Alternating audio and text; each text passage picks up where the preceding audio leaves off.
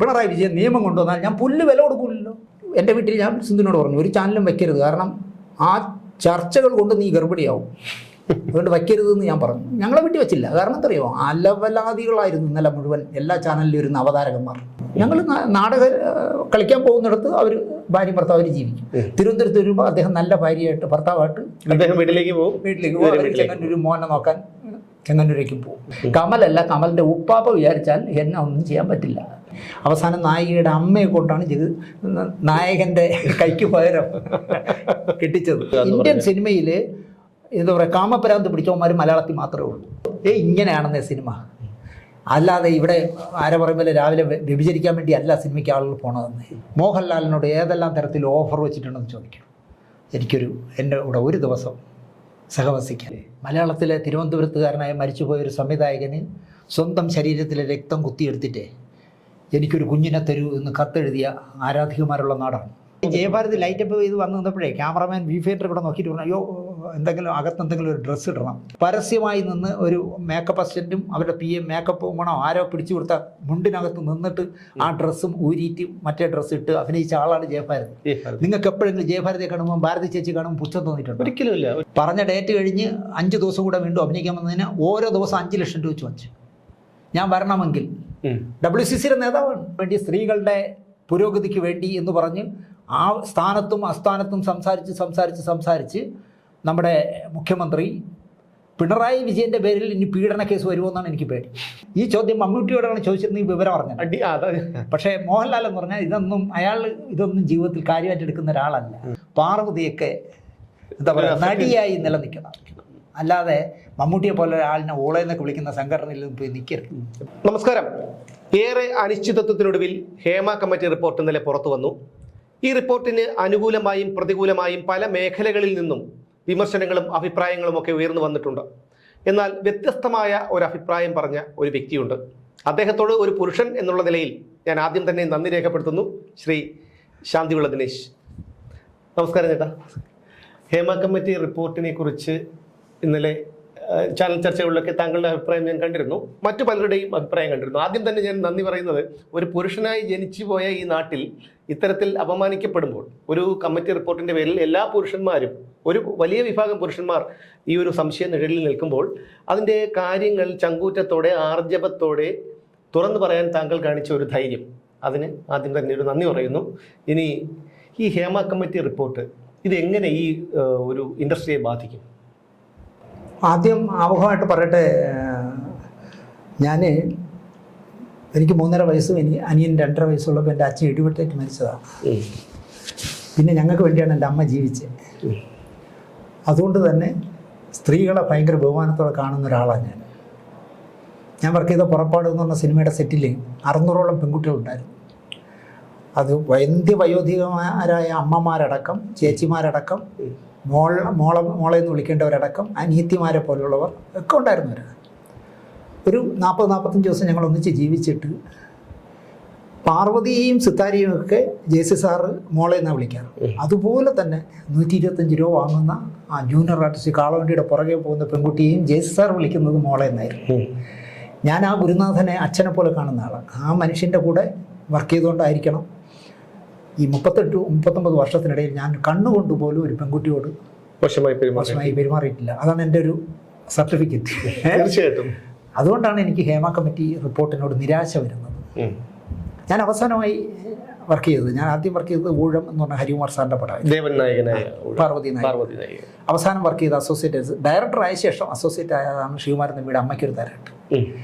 ആ സിനിമയുടെ നായിക എന്ന് പറയുന്നത് ശാരദാമ്മ. അന്ന് ഈ ഹേമ കമ്മിറ്റി വന്നിട്ടില്ല.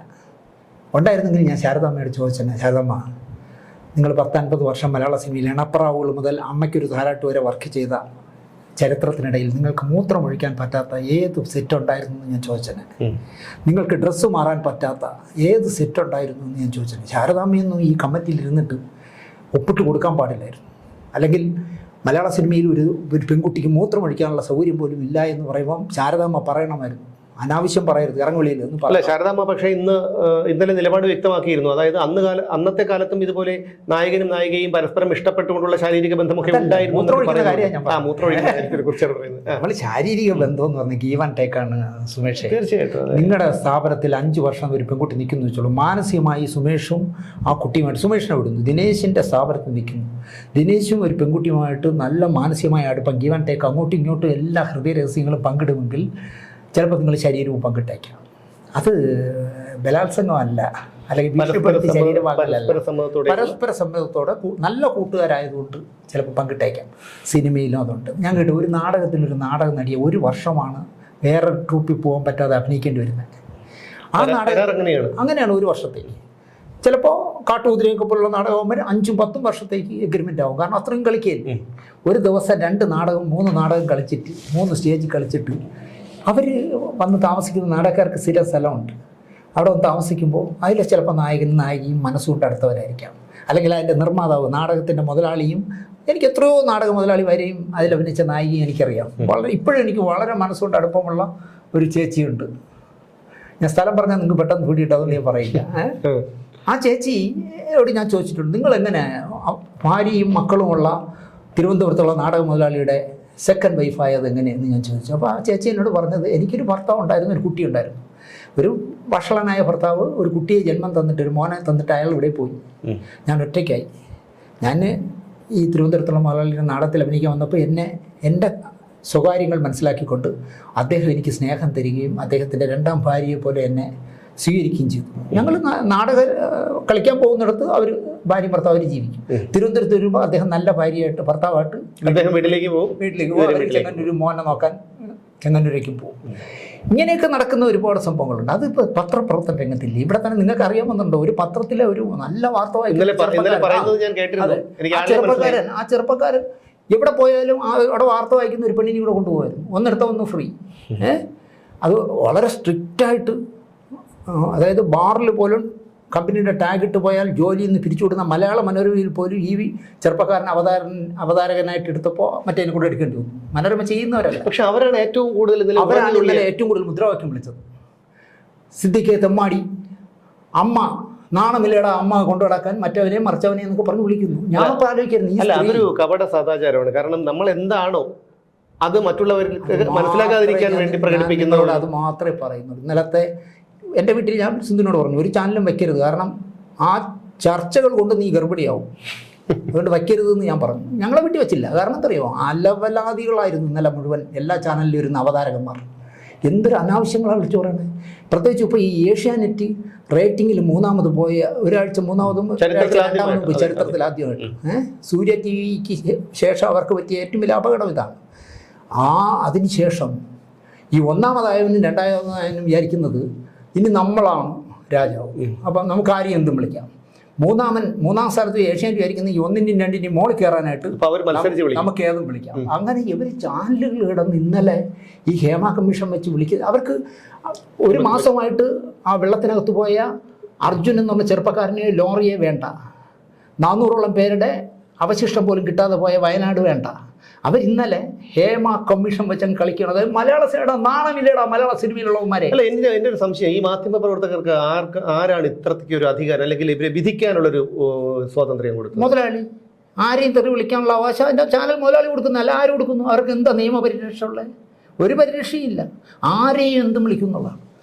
ഞാൻ പറയുന്നത്, ഇന്നലെ ചാനലുകളിൽ വന്ന എല്ലാ വാർത്തകളും, സിനിമാ രംഗത്തുള്ള ബി ഉണ്ണികൃഷ്ണനായാലും ശരി, നമ്മുടെ എന്താ പറയുക പ്രൊഡ്യൂസേഴ്സ് അസോസിയേഷൻ ആയാലും ശരി, അമ്മയായാലും ശരി, അവർ കളക്ട് ചെയ്ത ശേഷം ആ ചാനലുകളിൽ വിളിച്ച ഓരോ സെൻറ്റൻസ് കേട്ടിട്ട് ഒരുത്തനെ പോലും അവരുടെ സിനിമയുടെ സെറ്റിൽ കയറ്റരുത്. പക്ഷേ ഈ സിനിമയിലുള്ളവന്മാർക്കും നാണമില്ലെന്നേ. എൻ്റെ അമ്മയ്ക്ക് ചേർത്ത് വിളിച്ചാലും എനിക്ക് നാണമില്ല. പക്ഷേ മറ്റൊരു കാര്യം എന്ന് പറഞ്ഞു കഴിഞ്ഞാൽ, ഇന്നലെ ഈ സമാനമായി, അതായത് യാഥാർത്ഥ്യം കൃത്യമായി പറഞ്ഞ ഒരു നടിയുണ്ട്, ടി ടി ഉഷ പറഞ്ഞിരുന്നു. അതുപോലെ ഭാഗ്യലക്ഷ്മി ഡബ്ബിംഗ് ആർട്ടിസ്റ്റ്, അവർ കൃത്യമായി കാര്യങ്ങൾ പറഞ്ഞിരുന്നു. പക്ഷെ അവരൊക്കെ നേരിടേണ്ടി വന്ന ഒരു വിമർശനം, താങ്കൾ ഈ ഒരു ചാനൽ ചർച്ചയിൽ വരാത്തത് കൊണ്ടാണ് അതിൽ നിന്ന് രക്ഷപ്പെട്ട് നിൽക്കുന്നത്. എന്നെ മാതൃഭൂമി എന്ന് വിളിച്ചു. എന്താ പീപ്പിളിൽ നിന്ന് വിളിച്ചു, ജയ്ഹിന്ദിൽ നിന്ന് വിളിച്ചു. ഞാൻ പിന്നെ വരില്ല, കാരണം 4 5 ലൈസൻസ് ഇല്ലാത്ത ദേഹം മുഴുവൻ നാക്കുള്ള 4 5 പെണ്ണുങ്ങളെ കൊണ്ടിരുത്തിയിട്ട് കൊത്തിപ്പറിക്കാനായിട്ട് നമ്മുടെ വായിൽ നിന്ന് ഒരു ചെറിയ വാക്ക് വീണ് കഴിഞ്ഞാൽ അടുത്ത കേസായി. അതേ കേസാവും, പോക്സോ കേസാവും. ഇപ്പം ഞാൻ പോക്സോ കേസ് അനുഭവിക്കില്ലേ? കമൽ കൊടുത്ത കേസിൽ ഞാൻ നെടുമങ്ങാട് കോടതി ചെന്നിട്ട് 8 വയസ്സായ പെൺകുട്ടിയെ പീഡിപ്പിച്ച 80 വയസ്സായിരുന്നു നിൽക്കുന്നിടത്ത്, അല്ലെങ്കിൽ 80 വയസ്സായ അമ്മച്ചിയെ പീഡിപ്പിച്ച 15 വയസ്സായിരുന്നു നിൽക്കുന്നിടത്താണ് ഞാനും പോയി നിൽക്കുന്നത്. പക്ഷേ ഞാൻ തല കുനിക്കുന്നില്ല എന്നുള്ളത് മാത്രമല്ല, ഞാൻ തല നെളിഞ്ഞ് തന്നെയാണ് നിൽക്കണേ.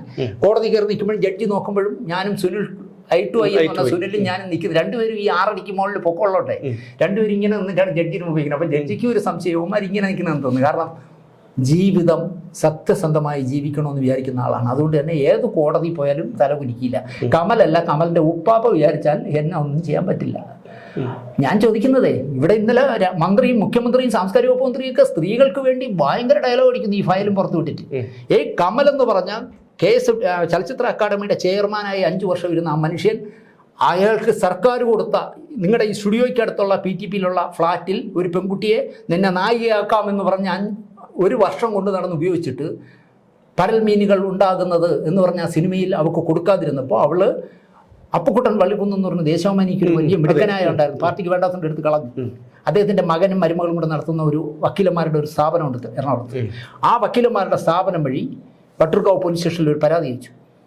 ഞങ്ങളുടെ കക്ഷിയായ പെൺകുട്ടിയെ 1 വർഷത്തോളം നായികയാക്കാമെന്ന് പറഞ്ഞ് പീഡിപ്പിച്ചു, സർക്കാരിൻ്റെ ഗസ്റ്റ് ഹൗസിൽ കൊണ്ടുവന്ന് പീഡിപ്പിച്ചു, സർക്കാരിൻ്റെ ബോർഡ് വെച്ച കാറിൽ കൊണ്ടുവന്ന് പീഡിപ്പിച്ചു എന്ന് കൊടുത്ത കേസിനെ പറ്റി സുനിൽ ഐ ടു ഐ എന്നോട് ചോദിച്ചപ്പോൾ ഈ പറയുന്ന കലാകാരൻ്റെ ആ ചുവന്ന ബോർഡ്, ചെയർമാൻ എന്നുള്ള ബോർഡ് ഊരി വാങ്ങണം, എന്നിട്ട് അയാളുടെ പേരിൽ കേസെടുക്കണം, കാരണം സർക്കാരിൻ്റെ ഗസ്റ്റ് ഹൗസാണ് ഇതിനു വേണ്ടി ഉപയോഗിച്ചത്. ഇത് രണ്ടും സർക്കാർ ചെയ്തില്ലെങ്കിൽ കേരളത്തിൽ എവിടെയെങ്കിലും ഇയാൾ ക്യാമറ കൊണ്ട് വെച്ചാൽ എടുത്തോണ്ട് പോടാ മറ്റേ മോനെ എന്ന് പറയണമെന്ന് പറഞ്ഞതിൻ്റെ പേരിലാണ് പോക്സോ കേസ്. നിങ്ങൾ ആലോചിച്ച് നോക്കും. സംരക്ഷിക്കുന്ന ഒരു നിലപാടാണ് സർക്കാർ എടുത്തിട്ടുള്ളത്. അല്ലെങ്കിൽ പിന്നെ സർക്കാർ അങ്ങനെയല്ലേ, ദിനേശ് പാർട്ടി മെമ്പർഷിപ്പ് ഉണ്ടായിരുന്ന ദിനേശിൻ്റെ പേരിലാണോ നടപടി എടുക്കേണ്ടത്? പോക്സോ കേസാണെന്ന് എടുത്തിരിക്കുന്നത് വട്ടിയൂർക്കാവ് പോലീസ് സ്റ്റേഷൻ. ഇപ്പോൾ കോടതി വരുമ്പോൾ ഞാൻ ചോദിക്കുമല്ലോ, പോക്സോ അല്ല വട്ടിയൂർക്കാവ് പോലീസ് സ്റ്റേഷനിൽ ഇങ്ങനെ ഒരു പരാതി വന്നിട്ടുണ്ടോ, നിങ്ങൾ ആ പരാതിയിൽ എന്ത് ചെയ്തു എന്ന് ഞാൻ ചോദിക്കും. കാരണം ഈ കമലിനെ വിളിച്ച് ചോദിച്ചപ്പോഴേ ജനൻ TV-യിലെ അനിൽ നമ്പ്യാർ എന്ന ഒരാളുണ്ടല്ലോ, അയാൾ വിളിച്ച് ചോദിച്ചപ്പോൾ പറഞ്ഞാൽ അത് ഞാൻ സെറ്റിൽ ചെയ്തതെന്ന്. എടാ, ഒരാളെ കൊല്ലുകയോ ഒരാളെ ബലാത്സംഗം ചെയ്താൽ 25 ലക്ഷം രൂപ കൊടുത്താൽ സെറ്റിൽ ചെയ്യാമെങ്കിൽ പിന്നെ ഇവിടെ കോടതിയും പോലീസും ഒക്കെ എന്തിന്? അങ്ങനെ ചെയ്തവൻ നെളിഞ്ഞു നടക്കുന്ന നാട്ടിൽ ദിനേശ് പോക്സോ കേസിലെ പ്രതിയാണ്. മനസ്സിലായോ? ഇതാണ് വ്യവസ്ഥയും സർക്കാരിനെ മാത്രം കുറ്റം പറഞ്ഞിട്ട് കാര്യമില്ല. ഞാൻ പറയുന്നത് ഇവിടുത്തെ നിയമവ്യവസ്ഥ അതാണ്. കാരണം അവിടെ നെടുമങ്ങാട് പോക്സോ കോടതി ഇരിക്കുന്ന ജഡ്ജി വിചാരിക്കുന്നത് ചിലപ്പോൾ ഈ കേസിലെ പ്രായപൂർത്തിയാകാത്ത പെൺകുട്ടിയെ ഞാനും ഈ സുനിൽ മാത്യുവും കൂടെ എന്തോ ചെയ്തെന്നാണല്ലോ. തീർച്ചയായിട്ടും അങ്ങനെ അതാണ് ഈ നാട്. ഇവിടെയാണ് ഞങ്ങൾ ഫയൽ പഠിച്ചുകൊണ്ടിരിക്കുകയാണ്, ഞങ്ങളിപ്പോൾ ആന ചെയ്യും പൂന ചെയ്യും എന്ന് പറഞ്ഞ് 1,82,00,000 രൂപ കൊണ്ട് കളഞ്ഞത്. അല്ല, ഞാൻ ചോദിച്ചോട്ടെ, ഇതിൽ പറയുന്ന പല വിഷയങ്ങളും ഇവർ പറയുന്നതെന്ന് വെച്ച് കഴിഞ്ഞാൽ ഞങ്ങളെ ദുരുപയോഗം ചെയ്തു, ഞങ്ങളെ വാതിലിൽ മുട്ടി. സ്വാഭാവികമായിട്ടും ചേട്ടൻ ഒരുപാട് സിനിമകളിൽ JC-യും ഹരികുമാർ ഉൾപ്പെടെയുള്ള പ്രമുഖരായ പല സംവിധായകരുടെയും അസോസിയേറ്റ് ആയിരുന്നു, സ്വതന്ത്ര സംവിധായകനായി. അപ്പോഴൊക്കെ ഈ ഒരു ഇന്നലെ വന്ന ഒരു വെളിപ്പെടുത്തൽ എന്ന് പറഞ്ഞു കഴിഞ്ഞാൽ ഹോട്ടലിൻ്റെ റൂമിൽ മുട്ടും, ചിലപ്പോൾ ചവിട്ടി തുറന്ന് അകത്ത് കയറും എന്ന് ഭയപ്പെടും. എന്താ ഈ ഹോട്ടൽ എന്ന് പറഞ്ഞാൽ ഇത് ചെറിയ ശാരദാവിലാസം ലോഡ്ജ് അല്ലല്ലോ, ഒരു ശാരദാവിലാസം ലോഡ്ജ് എന്ന് വെച്ചോളൂ. അത് ചവിട്ടിക്കറി അവൻ്റെ അച്ഛൻ്റെ വകയാണ്. അല്ല, ഞാൻ ചോദിക്കുന്നത് ഇത്രയും അത്യാവശ്യം സുരക്ഷയും ഒരു റേറ്റിംഗ് ഒക്കെ ഉള്ള ഒരു ഹോട്ടലായിരിക്കുമല്ലോ ഈ ഇത്തരം ആർട്ടിസ്റ്റുകൾക്ക് കൊടുക്കുന്നത്. അതും വിടുന്നു. ഉടുപ്പി ലോഡ്ജ് എന്ന് വെച്ചോ, ഒരുത്തിന് ചവിട്ടി തുറക്കാൻ പറ്റുമോ? അവൻ്റെ അച്ഛൻ്റെ വകയല്ലല്ലോ ഉടുപ്പി ലോഡ്ജ്. 2 ഈ പറഞ്ഞ വാതിലിന് മുട്ടി ഇപ്പം പേടിച്ച നടിയുണ്ടല്ലോ, എന്തെന്ന് അറിഞ്ഞാത്ത അവളുടെ വീട്ടിലെ റൂമിനകത്ത് ഒരു ഫോൺ ഇരിപ്പില്ലേ, ആ ഫോൺ എടുത്ത് താഴെ റിസപ്ഷനിൽ വിളിച്ചിട്ട്, റിസപ്ഷനിസ്റ്റേ എൻ്റെ റൂമിൻ്റെ വെളിയിൽ ആരോ ഒന്ന് മുട്ടുന്നു, അവനെ പിടിച്ചു മാറ്റിയില്ലെങ്കിൽ നാളെ രാവിലെ നിൻ്റെയും നിൻ്റെ ഹോട്ടൽ മുതലാളിയുടെ പേരിലും ഞാൻ കേസ് കൊടുക്കുമെന്ന് പറയാൻ പറ്റാത്തത്. അതും വേണ്ടല്ലോ, 100 ഡയൽ ചെയ്താൽ 100 ഡയൽ ചെയ്യണ്ട. അവൾ 100 പോട്ടെന്നേ, അവൾ താഴെ വിളിച്ച് പറഞ്ഞാൽ പോലെ അപ്പം അവനെ പൊക്കിക്കൊണ്ട് പോകില്ലേ? ഇതൊക്കെ ഏത് ലോകത്തെ എന്ന് എനിക്ക് മനസ്സിലായി. അല്ല, ഞാൻ മനസ്സിലാവാത്ത മറ്റൊരു കാര്യം, ഇന്നലെ ഒരു ചാനൽ ചർച്ചയിൽ ഒരു പ്രമുഖ വ്യക്തി വന്നിരുന്ന് പറയുന്നത് കേട്ടു. അതായത് ഈ സ്ത്രീകൾ സിനിമാ രംഗത്തേക്ക് വരുന്നത് പണവും പദവിയും മോഹിച്ചിട്ടല്ല, അഭിനയത്തോടുള്ള അഭിനിവേശം കൊണ്ടാണെന്ന്. എന്റെ ചോദ്യം അങ്ങനെയാണെങ്കിൽ, അഭിനയമാണെങ്കിൽ ഇവർക്ക് നാടകത്തിൽ അഭിനയിച്ചാൽ നാടകത്തിന് ഞാൻ എത്രയോ കാലം ശാസ്ത്ര പരിഷത്തിന്റെയും പുരോഗമന കലാസാഹിത്യത്തിന്റെയും സിദ്ധി ഹാജിയായിരുന്നു. ഞാൻ വിദ്യാഭ്യാസം ഇല്ലാത്ത വിദ്യാഭ്യാസ മന്ത്രിയായിട്ടാണ് ഞാൻ അഭിനയിച്ചത്. ഈ സ്ത്രീക്ക് അഭിനയിക്കാൻ അടങ്ങാത്ത മോഹം ഉണ്ടെങ്കിൽ മാനവീയം വീതിപ്പിക്കുന്ന അഭിനയിച്ചാൽ പോലെ സിനിമ പോട്ടല്ലോ. ഇനി അടങ്ങാത്ത അഭിനയത്തെക്കുറിച്ച്, ഈ അഭിനയ മുഖത്തെക്കുറിച്ച് ഒന്നും കൂടി പറയാം. നമ്മുടെ പ്രമുഖനായ ഒരു നടൻ കലാഭവൻ മണി, അദ്ദേഹത്തോടൊപ്പം അഭിനയിക്കില്ല എന്നൊരു പ്രമുഖ നടി പറഞ്ഞതിനെ കുറിച്ച് അങ്ങനെ അറിയാമല്ലോ. അത് പക്ഷേ പോക്സോ ഒന്നുമല്ല. അയാളെ പോലെ ഒരു എന്താ പറയുക, ഹരിജനായതുകൊണ്ടോ കറുത്ത നിറമുള്ളവനായതുകൊണ്ടോ കൊമേഡിയൻ ആയതുകൊണ്ടോ മിമിക്രിക്കാരനായതുകൊണ്ടോ ഞാൻ മറ്റേ വലിയ വലിയ നടന്മാരുടെ അഭിനയിക്കുമ്പോഴേ മോഹൻലാലിൻ്റെ നായികയായിരുന്നു ഞാൻ കലാഭമണിയുടെ അഭിനയിച്ചാൽ എൻ്റെ ഗ്ലാമർ നഷ്ടപ്പെടുമെന്ന് വിചാരിച്ച് ചെയ്തതാണ്. പക്ഷെ അദ്ദേഹത്തെ പോലെ ഒരു അതുല്യ നടൻ അല്ലേ? അയ്യോ, ഇങ്ങനെ പറയാൻ തുടങ്ങിയാൽ ഈ ചായം തേക്കുന്ന എല്ലാം മന്ദബുദ്ധികളാണെന്ന് പറയേണ്ടി വരുന്നേ. ഞാൻ വർക്ക് ചെയ്തൊരു പടത്തില്ലേ, ആ സംവിധായകൻ 12 വർഷം സിനിമ ചെയ്യാതെ ഇരുന്നിട്ട് ചെയ്യുന്നൊരു പടമാണ്. ആ പടത്തിൽ നായിക കുട്ടി ഒരു മുറച്ചെറുക്കനെ പ്രേമിക്കുന്നു. അതിലൊരു പാട്ടുണ്ട്. ആ പാട്ടിൻ്റെ അവസാന സീനിൽ നായികയുടെ കഴുത്തിൽ താലി കെട്ടുന്നതാണ് എൻ്റെ പാട്ടിൻ്റെ. ആ കുട്ടി പറഞ്ഞു, ഇയാൾ കോമഡി നടനാണ്, ഇയാളുടെ എൻ്റെ കഴുത്തിൽ താലി കെട്ടി എൻ്റെ ഗ്ലാമർ പോകും. ഞാൻ ലാലേട്ടൻ്റെയൊക്കെ സിനിമയിൽ അഭിനയിച്ചിട്ട് വന്നതാണ്, അതുകൊണ്ട് ഞാൻ കെട്ടാൻ പറ്റില്ല. സംവിധായകൻ ഞെട്ടി. സംവിധായകൻ ചോദിച്ചു, ദിനേശേ ഇങ്ങനെയൊക്കെയാണോ ഇപ്പം മലയാള സിനിമ? ഞാൻ പറഞ്ഞു, ഇങ്ങനെയൊന്നും അല്ല. നിങ്ങൾക്ക് നട്ടലുണ്ടെങ്കിൽ നിങ്ങൾ പറഞ്ഞ കാശ് കൊടുത്താണ് ഇവിടെ വച്ചിരിക്കുന്നതെങ്കിൽ നിൻ്റെ കഴുത്തിൽ താലി കെട്ടും, നിൻ്റെ ഫസ്റ്റ് നൈറ്റ് ഷൂട്ട് ചെയ്യും, നിൻ്റെ ഗർഭവും ഷൂട്ട് ചെയ്യും എന്ന് പറയാൻ നിങ്ങൾക്ക് ധൈര്യം വേണം. അപ്പം അങ്ങനെ ഈ പടം തീർക്കാൻ വേണ്ടി അവസാനം നായികയുടെ അമ്മയെ കൊണ്ടാണ് നായകൻ്റെ കൈക്ക് പകരം കെട്ടിച്ചത്. മനസ്സിലായോ? അതായത് അത്തരം ഒരു പ്രമുഖ നടനെ പോലും അംഗീകരിക്കാത്ത നടികളാണ് കൊണ്ടുവന്ന് ഇപ്പം WCC എന്നൊക്കെ പറഞ്ഞ് ഇറങ്ങിയിരിക്കുന്നത്. മനസ്സിലായോ? ഇപ്പൊ WCCയുടെ ഇപ്പോഴത്തെ തലമുത്ത നേതാവ് എന്ന് പറയുന്നത് ആരാ? പാർവതി തിരുവോത്താണ്. സിനിമ കേട്ടോ, നമ്മൾ കാല് കഴുകി കുടിക്കും ആ കുട്ടിയെ. അല്ല, അവള് ഗർഭിണിയാണ്, കൂട്ടുകാരൻ കല്യാണം കഴിഞ്ഞ ഭർത്താവുള്ള സ്ത്രീയാണ്, ഭർത്താവ് മരിച്ചു കിടക്കുക, ഡെഡ് ബോഡി അടക്കാൻ പറ്റുന്നില്ല വെള്ളം കാരണം. അവളുടെ കാമുകനുമായിട്ട് ബന്ധപ്പെട്ട് ഗർഭിണിയാണോ എന്ന് സംശയം തോന്നുന്നു. മെഡിക്കൽ സ്റ്റോറിൽ നിന്ന് ഒരു സ്ട്രിപ്പ് കിട്ടുമല്ലോ ഈ മൂത്രം പരിശോധിക്കാം. ഈ ടോയ്ലറ്റ് കയറിയിട്ട് അവൾ ഡ്രസ്സ് ഊരി താഴോട്ടിട്ടിട്ടാണ് ഇത് വെച്ചിട്ട് മൂത്രം എടുത്ത് പരിശോധിക്കുന്നത്. മനസ്സിലായ? അതുപോലെ അവൾ കാമുകൻ്റെ അടുത്ത് സിറ്റി മരുന്ന് വാങ്ങാൻ പോകുന്നു പറഞ്ഞിട്ട് കാമുകൻ്റെ കൂടെ പോയി കിടപ്പറ സീനുണ്ട്, നന്നായിട്ട് ശരീരപ്രദർശനം നടത്തുന്നത്. അങ്ങനെ ചെയ്യുന്ന പാർവതി തിരുവോത്തിനെ പോലുള്ള അന്തസ്സുള്ള അഭിമാനമുള്ള സിനിമയോട് കമ്മിറ്റ്മെൻ്റുള്ള നടികളുള്ള ഈ നാട്ടിൽ ഇന്നലെ ഏതോ കൂതറ പറഞ്ഞിരിക്കണമെന്ന് എന്നെ ചുംബിക്കാൻ പറഞ്ഞു, എന്നെ കെട്ടിപ്പിടിക്കാൻ പറഞ്ഞു. കെട്ടിപ്പിടിക്കാനും ചുംബിക്കാനും പറ്റില്ലെങ്കിൽ പറതിട്ട് മാത്രമേ ഞാൻ അഭിനയിക്കൂ എന്ന് പറയണ്ടേ? അല്ലെങ്കിൽ വീട്ടിൽ ഇരിക്കണം ഇല്ലേ? തീർച്ചയായിട്ടും. നിങ്ങൾ ആലോചിക്കൂ, ശ്വേതാ മേനോൻ എന്ന് പറഞ്ഞ നടി അവരുടെ സ്വന്തം പ്രസവം വേണ്ടി ഷൂട്ട് ചെയ്തോളൂ എന്ന് പറഞ്ഞ കലാകാരി, അവരാണ് കലാകാരി. അല്ലാതെ ഈ ഉമ്മ വക്കീല എന്ന് പറയുന്ന നമ്മൾ കലാകാരി അല്ല. എൻ്റെ ഒരു സംശയം എന്താണെന്നറിയോ? കാരണം ഇപ്പൊ രേവതി 1983 മുതൽ സിനിമാ രംഗത്തുള്ള ആളാണ് രേവതി. പല ഭാഷകളിലും അഭിനയിച്ചു. ആ രേവതി പോലും ഇപ്പോൾ വന്നിട്ടാണ് ഇതിനെ കുറിച്ച് പറയുന്നത്. തലയിൽ കണ്ണട വെക്കുന്ന സംഘടന വന്ന ശേഷം ആയിക്കോട്ടെ അതാണല്ലോ. അപ്പൊ അതിനുശേഷം വന്നിട്ട് അവർക്കൊക്കെ കിട്ടിക്കൊണ്ടിരുന്ന പല അവസരങ്ങളും കിട്ടാതെ പോവുകയും അവിടെയൊക്കെ വേറെ പുതിയ ആളുകൾ പോസ്റ്റിങ്ങിലാവുമ്പോൾ ഉണ്ടാവുന്ന കോംപ്ലക്സിൽ നിന്ന് പറയുന്നതാണെന്നേ. ഞാൻ രേവതിയൊക്കെ പറയുന്ന ഒരു പോയിന്റ് പോലും വകവയ്ക്കുന്ന ആളല്ല.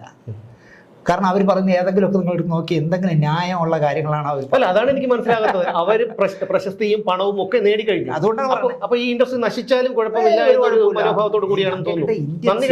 ഇന്ത്യൻ സിനിമയിൽ നമ്മളെ നാണം കെടുത്തിയില്ലേ? മലയാള സിനിമയെ നാണം കെടുത്തി. ഒന്നാമത് നമ്മളിപ്പോ ആട്ടം എന്ന് പറഞ്ഞ പടത്തിന് എന്താ പറയുക, ഏറ്റവും മികച്ച ചിത്രത്തിനുള്ള ഇന്ത്യയിലെ മികച്ച ചിത്രത്തിൻ്റെ അവാർഡ് വാങ്ങി നിൽക്കുന്ന ഈ നേരത്ത്, അതുപോലെ നമ്മുടെ നടനടക്കം എത്രയോ പേര് അവാർഡ് വാങ്ങി നിൽക്കുമ്പോൾ, തിരക്കഥയ്ക്ക് അവാർഡ് വാങ്ങി നിൽക്കുമ്പോൾ, അല്ലെങ്കിൽ മഞ്ഞുമൽ ബോയ്സ് പോലുള്ള സിനിമകൾ 200-250 കോടി നേടുന്നു, ഇന്ത്യയിൽ മുഴുവൻ കളിച്ച ഒരു പാൻ ഇന്ത്യൻ സിനിമയായി മാറിക്കൊണ്ടിരിക്കുന്ന കാലത്ത് മലയാള സിനിമയെ ഇത്രയും വികൃതമാക്കാൻ അല്ലാതെ ഒന്നിനും അല്ല. ഇന്ത്യയിൽ ആദ്യത്തെ ഒരു സംഭവമാണല്ലോ ഇന്ത്യൻ സിനിമയിൽ എന്താ പറയുക, കാമപരാന്ത് പിടിച്ചവന്മാർ മലയാളത്തിൽ മാത്രമേ ഉള്ളൂ. ബാക്കി എല്ലാ ഭാഷയും പെർഫെക്റ്റാണ്. മലയാള സിനിമയിൽ രാവിലെ ഇറങ്ങുന്ന ചന്ദ്ര കുറിയൊക്കെ ഇട്ട് കുളിച്ച് രാവിലെ ഓരോ നടന്മാർ റൂമിൽ നിന്ന് ഇറങ്ങുന്ന എവിടെ പോയി വ്യഭിചരിക്കാമെന്നല്ല. അല്ല, ഇതൊരു ഭയപ്പെടുത്തുന്ന മറ്റൊരു കാര്യം എന്ന് പറഞ്ഞു കഴിഞ്ഞാൽ, ഇപ്പോൾ സിനിമ ഇൻഡസ്ട്രി ഇന്നും നിലനിൽക്കും, നാളെ നിലനിൽക്കും, ഇനിയുള്ള ദിവസങ്ങളിലും നിലനിൽക്കും. അങ്ങനെ വരുമ്പോൾ ഇത്തരക്കാരെ സ്വാഭാവികമായും ഒഴിവാക്കും. ഇന്ന ആളിനെ അതായത് നമ്മൾ തൊഴിലുറപ്പ് തൊഴിൽ പോലെ ഇത്ര ദിവസം ഇത്ര ആളിന് വർക്ക് കൊടുക്കണമെന്ന് പറയാൻ പറ്റില്ലല്ലോ. സർക്കാരിനോ മറ്റൊരു സംഘടനയോ പറയാൻ പറ്റില്ല. ഹേമ കമ്മിറ്റി പറഞ്ഞിരിക്കുന്നതിൽ ഒരെണ്ണം എനിക്ക് ചിരി വന്നു കേട്ടോ. ടെക്നിക്കൽ രംഗത്ത് സ്ത്രീകൾക്ക് അവസരങ്ങൾ നൽകണം. എടാ, എൻ്റെ സിനിമയിൽ ആര് ചരയ്ക്കണമെന്ന് ഞാനല്ലേ തീരുമാനിക്കുന്നത്? നിങ്ങൾ പറഞ്ഞാൽ ഞാൻ കേൾക്കൂ. അല്ല, നിങ്ങൾ നിയമം കൊണ്ടുവന്നു വെച്ചോ. പിണറായി വിജയൻ നിയമം കൊണ്ടുവന്നാൽ ഞാൻ പുല്ല് വില കൊടുക്കില്ലല്ലോ. എന്റെ സിനിമയിൽ ആര് ആർട്ടിസ്റ്റ് ആവണം, എന്റെ സിനിമയിൽ ആര് കോസ്റ്റ്യൂമർ ആവണം, എന്റെ സിനിമയിൽ ആര് മേക്കപ്പ് മാൻ ആവണം, ഞാനല്ലേ തീരുമാനിക്കുന്നത്. കോസ്റ്റ്യൂമർ സമീറ സനീഷ് എത്രയോ നല്ല സിനിമകൾ ഞാൻ പറയുന്നില്ല, ഇപ്പൊ പുരുഷന്മാരെക്കാൾ കൂടുതൽ കോസ്റ്റ്യൂമേഴ്സ് ഉള്ളത് മലയാളത്തിലാണ് പെണ്ണുങ്ങൾ. അതുപോലെ PR-മാർ. അല്ല, ഒരു സംശയം ചോദിച്ചോട്ടെ, അതായത് ടെക്നിക്കൽ രംഗത്ത് എടുത്തു പറയത്തക്ക സ്ത്രീകൾ എത്ര പേരാണുള്ളത്? ഇല്ല, കാരണം അവർക്ക് ലൈം ലൈറ്റിൽ നിൽക്കാനാണ് താല്പര്യം. നിങ്ങൾ 25 ക്യാമറ വുമൺ ഇവിടെ ഉണ്ടെന്ന് വെച്ചോ, എനിക്ക് നിങ്ങൾ വേണ്ടെന്നേ, എനിക്ക് നമ്പ്യാതിരി മതിയെന്ന് ഞാനല്ലേ തീരുമാനിക്കണേ, നിങ്ങളാണോ തീരുമാനിക്കണേ? സർക്കാർ നിയമം കൊണ്ടുവന്നാൽ അങ്ങനെ പറ്റുമോ? എന്നാൽ പിണറായി വിജയന്റെ ഓഫീസിൽ എത്ര പേര് വർക്ക് ചെയ്യണമെന്ന് പൊതുജനത്തിനെ സമ്മതിക്കൂ? രാഷ്ട്രീയക്കാർ തീരുമാനിക്കട്ടെ. ഏത് മുഖ്യമന്ത്രി വന്നാലും അയാളുടെ ഓഫീസിൽ ആരൊക്കെ വർക്ക് ചെയ്യണം നമ്മളെ തീരുമാനിക്കാൻ സമ്മതിക്കൂ? പറ്റില്ല. ഇതെന്താ വെറും ഈ 1,82,00,000 രൂപ വെറുതെ കളഞ്ഞു. അല്ല, ഇങ്ങനെ വരുമ്പോൾ അന്യഭാഷകളിൽ നിന്ന് നടിമാരെ കൊണ്ടുവരുന്ന ഒരു പ്രവണത വർദ്ധിക്കില്ലേ? കാരണം ഇവിടെ ഏത് സമയം മീറ്റും അതുപോലെയുള്ള ഒരു തലവേദന ഇല്ലാതെ നമുക്ക് ചിത്രീകരിക്കാം. പൈസ അല്പം കൂടുതലായിരിക്കും. ഇപ്പൊ തമന്നയൊക്കെ ഒന്ന് അഭിനയിച്ചില്ലേ, അവരുടെയൊക്കെ നമ്മൾ ഇത്തിരി ഒരു ഗ്ലാമറുള്ള വേഷം ഡ്രസ്സ് ഇടണമെന്നുണ്ടെങ്കിൽ അവർ ഒരു പ്രശ്നമില്ലാതെ ഇടും. നിങ്ങളുടെ അറിവിലേക്ക് ഞാൻ പറയുകയാണെന്ന്, എൻ്റെ സിനിമയിലെ നായിക ഭാവനയായിരുന്നു. അതിൽ ഒരു പാട്ടുണ്ട്, നല്ല പാട്ട്, നല്ലൊരു പാട്ടുണ്ടായിരുന്നു. ആ പാട്ടിന് വേണ്ടി അവൾക്ക് ഒരു 5-6 ഡ്രസ്സ് വാങ്ങിച്ചു. ഒരു ഡ്രസ്സ് അവൾ ഇട്ടപ്പോൾ എന്തോ 2 പീസ് എന്ന് എന്തോ പറയുന്നത്, വയറിൻ്റെ ഇത്ര വീതി പുറത്ത് കാണും, ഇത്രയും, പിന്നെ ഇവിടെയേ ഉള്ളൂ. ഞാനിതൊന്നും അറിയുന്നില്ല. ഇന്ദ്രൻസ് ജയനാണ് കോസ്റ്റ്യൂമർ. ഞാൻ വേറെ ഏതോ ഷോട്ട് എടുത്തോണ്ടിരിക്കുമ്പോൾ അവളുടെ അച്ഛൻ എൻ്റെ അടുത്ത സുഹൃത്തായിരുന്നു, ബാലേന്ദ്രൻ എൻ്റെ അടുത്ത് നിന്ന് രഹസ്യമായിട്ട് എൻ്റെ കാതി ചോദിച്ചു, എടാ ഭാവന നിൻ്റെ ആരാ? ഞങ്ങളുടെ എന്തേ ഭാവന നിൻ്റെ ആരോ? അവന് എൻ്റെ ആര്? നിൻ്റെ ആരോ, അതുപോലെ തന്നെ നിൻ്റെ മകള്, എൻ്റെയും മകള്, അല്ലെങ്കിൽ എൻ്റെ അനിയത്തി. എന്തേ? അല്ലടാ, ഇപ്പോൾ ആ ഇന്ദ്രൻസ് ഒരു ഡ്രസ്സ് കൊടുത്തപ്പോഴേ ശരീരം വയറ് കാണുന്നു കേട്ടോ. ഞാൻ അവിടെ ജയ എന്ന് വിളിച്ചു, ജയം വന്നു. ഞാൻ ജയ ഡ്രസ്സ് കൊടുക്കണ്ട, ആ ഡ്രസ്സ് കൊടുക്കണ്ട. അയ്യോ മലയാളി നല്ല ഡ്രസ്സാണത്, നല്ല കളർഫുൾ ഓറഞ്ച് കളറുള്ള നല്ല ഡ്രസ്സ്. വേണ്ട, ബാലു പരാതി പറയുന്നു, കൊടുക്കണ്ട, അത് കൊടുക്കാതെ വേറെ ഡ്രസ്സ് കൊടുത്ത് പാട്ടെല്ലാം കഴിഞ്ഞു. പടം തീർന്ന് പാക്കപ്പായി പോകുന്നതിൻ്റെ അന്ന് ഭാവൻ എൻ്റെ അടുത്ത് നിന്ന് കേൾക്കില്ലേ, അങ്ങളെ ആ ഡ്രസ്സ് ഞാൻ എടുത്തോട്ടെ. ക്യാമറയ്ക്ക് മുമ്പിൽ ഇട്ടാൽ ശരീരം കാണുമെങ്കിൽ പൊതുവേദിയിൽ ഇടാൻ പാടില്ലല്ലോ. ഇല്ല, ആ കൊച്ചു പെണ്ണല്ലേ, അവളെ ഒന്ന് എൻ്റെ ചോദിച്ചു, ഞാനത് എടുത്തോട്ടെ. എന്ത്? അല്ല, നല്ല ഭംഗിയുണ്ട്. ഞാൻ എടുത്തോ, 6,000-7,000 രൂപ അന്നത്തെ കാലത്ത് വിലയുള്ള ഡ്രസ്സാണ്. ഞാൻ നീ എടുത്തോ. ഇങ്ങനെയാണെന്നേ സിനിമ. അല്ലാതെ ഇവിടെ ആരെ പറയുമ്പോൾ രാവിലെ വ്യഭിചരിക്കാൻ വേണ്ടി അല്ല സിനിമയ്ക്ക് ആളുകൾ പോണതെന്ന്. ഇതിലിപ്പോൾ ഒരു 15 അംഗ സംഘം ഉണ്ട്, പവർ ഗ്രൂപ്പ് അല്ലേ? പവർ ഗ്രൂപ്പ് ഉണ്ടെന്നാ പറയുന്നത്. അതേക്കുറിച്ച് എന്താണ്? അത് പറഞ്ഞിരിക്കുന്നത് എറണാകുളത്തുള്ള ഒരുത്തനാണ് ഇന്ന് ഏറ്റവും കൂടുതൽ വാചകം അടിച്ചിരിക്കുന്നത്. അവനറിയാമായിരിക്കും, അവൻ പറഞ്ഞു എനിക്കറിയാവുന്ന 15 പേര്. ഹേമ കമ്മിറ്റിക്ക് ചിലപ്പോൾ ഇവനായിരിക്കും 15 പേരെ പേര് പറഞ്ഞു കൊടുത്തത്. ഇവന്റെ എതിരാളികളായ 15 പേര്, അതിൽ ഞാൻ ഉണ്ടോ എന്ന് എനിക്കറിയില്ല. 15 പേര് അവൻ എഴുതി കൊടുത്തു, പവർ ഗ്രൂപ്പ്. അല്ല, ഒരുപാട് വർഷങ്ങളായി, അതായത് പതിറ്റാണ്ടുകളായി ഈ രംഗത്ത് പ്രവർത്തിക്കുന്ന ഒരാളാണ് താങ്കൾ. അതുകൊണ്ട് ചോദിക്കുകയാണ്, ഇപ്പോൾ കാസ്റ്റിംഗ് കൗച്ച് ഉണ്ടെന്നൊക്കെ പറയുന്നു, അതുപോലെ തന്നെ സ്ത്രീകളെ ചൂഷണം ചെയ്യുന്നു എന്നും പറയുന്നു. പക്ഷേ ഈ നായക നടന്മാരെ അല്ലെങ്കിൽ സിനിമാ നടന്മാരോട് അങ്ങോട്ട് ശാരീരിക ബന്ധത്തിന് ക്ഷണിക്കുന്ന എത്രയോ പേർ ഉണ്ടാവില്ലേ? മലയാളത്തിലെ തിരുവനന്തപുരത്തുകാരനായ മരിച്ചുപോയൊരു സംവിധായകന് സ്വന്തം ശരീരത്തിലെ രക്തം കുത്തിയെടുത്തിട്ട് എനിക്കൊരു കുഞ്ഞിനെ തരൂ എന്ന് കത്തെഴുതിയ ആരാധികമാരുള്ള നാടാണ്. നിങ്ങൾ കുഞ്ചാക്കോ ബോബൻ എവിടെയെങ്കിലും വെച്ച് കാണുമ്പോൾ അയാളുടെ തുടക്കകാലത്ത് അമ്മയ്ക്കൊരു മറ്റേ എന്താ പ്രാവൊക്കെ വന്ന സമയത്തെ രക്തം കൊണ്ട് എനിക്കൊരു കുട്ടിയെ തരൂ, നിങ്ങളാണ് അച്ഛനെന്ന് ഞാൻ പറയില്ല എന്ന് പറഞ്ഞ് എത്ര കോളേജ് കുട്ടികൾ അയാൾക്ക് കത്തെഴുതിയിട്ടുണ്ടെന്ന് ചോദിക്കും. മോഹൻലാലിനോട് ഏതെല്ലാം തരത്തിൽ ഓഫർ വെച്ചിട്ടുണ്ടെന്ന് ചോദിക്കും. എൻ്റെ കൂടെ ഒരു ദിവസം സഹവസിക്കാൻ. ഏത് ആരാധന മൂക്കുന്ന വട്ടുകളാണ് ഇങ്ങനെയൊക്കെ പറയണേ. അവരെ തെറ്റിയാൻ പറയുന്നില്ല, പക്ഷേ അല്ല, അത് അവരുടെ വ്യക്തിപരമായ കാര്യമാണ്, അത് അവരുടെ സ്വകാര്യതയല്ലെന്ന്. പക്ഷെ അതൊന്നും ഇവിടെ നടന്നിട്ടില്ല. ഈ രക്തം കൊണ്ട് എഴുതി ഗർഭിണി എനിക്കൊരു ഗർഭം ഉണ്ടാക്കി തരും എന്ന് പറഞ്ഞാൽ സംവിധായകൻ ഗർഭം ഉണ്ടാക്കി കൊടുത്തിട്ടൊന്നുമില്ല. പക്ഷെ അയാൾ ആ കത്ത് നിധി പോലെ സൂക്ഷിച്ചു വെച്ചു. പക്ഷെ മറ്റൊരു കാര്യം എന്ന് പറഞ്ഞു കഴിഞ്ഞാൽ, ഇപ്പോൾ ഈ നമുക്ക് സ്വാഭാവികമായിട്ടും ഇത്തരത്തിൽ ഒരു ഇന്നലെ ഒരു നടി പറഞ്ഞതെന്ന് പറഞ്ഞു കഴിഞ്ഞാൽ, ഈ ഷൂട്ട് തുടങ്ങി 3 മാസങ്ങൾക്ക് ശേഷമാണ് ഇതിൽ നഗ്നതാ പ്രദർശനവും മറ്റും ഉണ്ടെന്ന് അറിയുന്നത്. അപ്പോൾ ഒരു തുടങ്ങി 3 മാസം കഴിഞ്ഞിട്ട് അവർ പറയുന്നത് 90 കഴിഞ്ഞ ഷൂട്ടിംഗ് ഉള്ളൂ. അപ്പോൾ ഒരു വർഷം അതിൽ ഇന്നലെ പറഞ്ഞിരിക്കുന്നത് അങ്ങനെയാണ്. അതിനിപ്പോൾ എഗ്രിമെന്റിന്റെ ടൈം ആണോ അറിയില്ല, എഗ്രിമെന്റ് വെച്ചിട്ട് 3 മാസം ആണോ എന്നുള്ള കാര്യം അറിയില്ല. എന്തായാലും ഷൂട്ട് തുടങ്ങിയതിന് ശേഷമാണ് ഈ കാര്യം അറിയുന്നത്. അപ്പോൾ ഇവർ ഗത്യന്തരമില്ലാതെ പിൻഭാഗത്ത് നഗ്നത പ്രദർശിപ്പിച്ചു. അപ്പോൾ സംവിധായകൻ പറയുന്നു, നാളെ ബാത്ടബ് സീനും അതുപോലെ നഗ്നതാ പ്രദർശനം ഉണ്ടെന്ന്. അന്ന് രാത്രി പ്രതിഫലം പോലും വാങ്ങാതെ ഈ നടി സ്ഥലം വിട്ടു എന്നാണ് പറയുന്നത്. പക്ഷേ എൻ്റെ ഒരു സംശയം, സാധാരണ അവരൊരു നായിക നടിയായിരുന്നു, ടൈറ്റിൽ കഥാപാത്രത്തെ അവതരിപ്പിച്ചത് ആ നടി എന്നാണ് അവകാശപ്പെടുന്നത്. അങ്ങനെയാണെങ്കിൽ ഒരു നടിയെ കരാർ ചെയ്യാൻ പോകുമ്പോൾ, അല്ലെങ്കിൽ ഒരു നടനെ കരാർ ചെയ്യാൻ പോകുമ്പോൾ തീർച്ചയായിട്ടും അവരോട് പറഞ്ഞിരിക്കില്ലേ ഇത്തരം കാര്യങ്ങളുണ്ട്? ഞാനാണ് പോകുന്നതെങ്കിൽ ഞാൻ കൃത്യമായിട്ട് പറയും. ഇപ്പം ഞാൻ നളിനി ജമീല എന്ന് പറഞ്ഞ് തൃശ്ശൂർ ശരീരം വിറ്റ് ജീവിച്ചിരുന്ന അസംഘടിതരായ വേശ്യാ തൊഴിലാളികളെ മുഴുവൻ സംഘടിപ്പിച്ച നളിനി ചേച്ചി, ഞാൻ അവർ ചേച്ചി എന്നാണ് ഞാൻ ഇന്റർവ്യൂ വിളിക്കുന്നത്. ചെയ്തിട്ടുണ്ടായിരുന്നു ചേച്ചി. നളിനി ചേച്ചിയുടെ ആത്മഹത്യയുടെ റൈറ്റ് എൻ്റെ കയ്യിലുണ്ട്. എനിക്ക് ആരെങ്കിലും ഒരു 10-30 കോടി രൂപ തരാൻ തയ്യാറാണെങ്കിൽ ഞാൻ വിദ്യാബാലനെ വെച്ച് അപേക്ഷ ചെയ്യും. എങ്കിൽ ഇന്ത്യ മുഴുവൻ ശ്രദ്ധിക്കപ്പെടുന്ന ഒരു പാൻ ഇന്ത്യൻ സിനിമയാവും. 30 കോടി മുടക്കിയാൽ എനിക്കറിയാം മിനിമം ഒരു 150 കോടി ആ പടം കളക്ട് ചെയ്യുന്നു. കാരണം സബ്ജക്റ്റ് അങ്ങനത്തതാണ്. എനിക്ക് അവരെ കിട്ടിയില്ല എങ്കിൽ കണ്ണൂരുള്ള അനുമോള് പോലുള്ള ഒരു നടിയായാലും മതി, നമുക്കൊരു 10 ലക്ഷം രൂപയ്ക്ക് 10 കോടിക്ക് വേണമെങ്കിലും തീർക്കാം. കാരണം ട്രെയിനൊക്കെ വേണം. ഞാൻ ചോദിക്കുന്നത്, നളിനി ജമീലയായിട്ട് നിങ്ങളെ ബുക്ക് ചെയ്യുമ്പോൾ നിങ്ങൾക്കറിയില്ലേ നിങ്ങളുടെ ക്യാരക്ടർ എന്ന് പറയുന്നത് തൃശ്ശൂർ റൗണ്ടിൽ ശരീരം വിറ്റ് ജീവിക്കുന്ന സ്ത്രീയാണ്. നിങ്ങൾ പർദ്ദയിട്ടാണ് അഭിനയിക്കാനാണ് വരുന്നതെന്ന് പറഞ്ഞാണ് വരണേ. ഒന്നാമത്തെ കാര്യം സുമേഷ് നിങ്ങൾ മനസ്സിലാക്കേണ്ടത്, നമ്മളൊക്കെ പള്ളിക്കൂടത്തിൽ പഠിക്കുന്ന കാലത്ത്, ഹൈസ്കൂളിലൊക്കെ പഠിക്കുന്ന കാലത്ത് ഈ കൊച്ചു പുസ്തകങ്ങളുണ്ടായിരുന്നു. കൊച്ചു പുസ്തകങ്ങൾ. നമ്മുടെ വില്ലന്മാരായ കൂട്ടുകാരന്മാർ ചുരുട്ടിക്കൊണ്ടുവന്ന് രഹസ്യമായിട്ട് തരും. നമ്മൾ വീട്ടിൽ പോയിട്ട് പുസ്തകം വായിക്കുമ്പോൾ പുസ്തകത്തിനകത്ത് വെച്ച് വായിക്കും ഇല്ലേ? ഇപ്പോൾ 5ാം ക്ലാസ്സിൽ പഠിക്കുന്ന കുട്ടി ഫോണിൽ ഞെക്കി ഏത് ഫോൺ വീഡിയോയും കാണാവുന്ന ഒരു നാട്ടിലാണ് നമ്മൾ ജീവിക്കുന്നത്. അവിടെയാണ് ഈ നടി വന്ന് നിന്നിട്ട് പറയുന്നത് എൻ്റെ നഗ്നത ചിത്രീകരിച്ചെന്ന്. നഗ്നത ചിത്രീകരിച്ചുകൊണ്ട് ചിത്രാഞ്ജലി ചെന്ന് സെൻസർ ചെയ്യുന്നവരപ്പോൾ വെട്ടൂല്ലേ?